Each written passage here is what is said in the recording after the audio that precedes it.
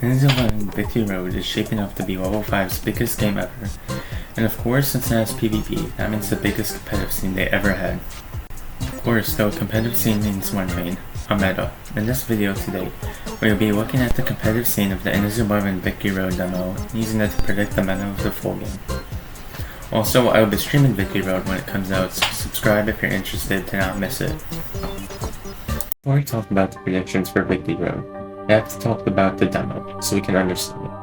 March 28, 2024, the Victory Road beta was released, and oh boy, it did not take long for a meta to form because of a little feature called Reach. Reach was basically a critical hit, so when you shoot, it was an automatic hit. Several characters' passive skills increased to get a chance to get a breach, and as you can imagine, they were OP.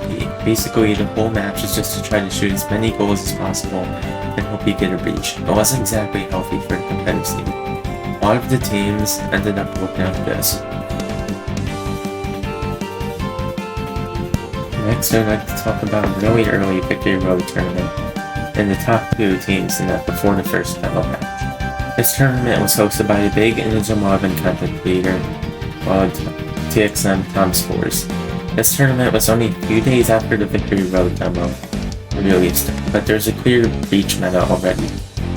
But let's just talk about the final match. Here are the two teams. Can you guess which one won the match? Solar or Zyto? Because let me tell you, the last match was won by Omen's side. So when I watch this match, I can only think that Zyto lost due to a massive skill diff, but he barely got any shots on the goalkeeper, and none of them had elemental advantage. But I had no clue what Solar was cooking with their team. Like, they had fire element players on the left, one on the right, and one in the middle. It would take one fire forward to beat Solar, because he only has one earth defender to the side. But hey, I'm getting off topic here. So I guess I wanted to say Zyto basically had a perfect game from that point in the time of demo.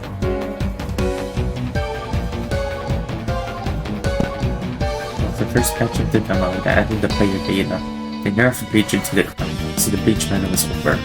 But it rose into a bunch of very mixed teams that they played against, until at least they covered the first patch, so I'm just being moving on to our predictions. The actual game is meta because this is about the actual game's meta. So what passive skills could be the meta for Victory Road? Breach again? On-power? Counter? Well, it could be none other than Tension. Tension is going to define the Victory Road meta.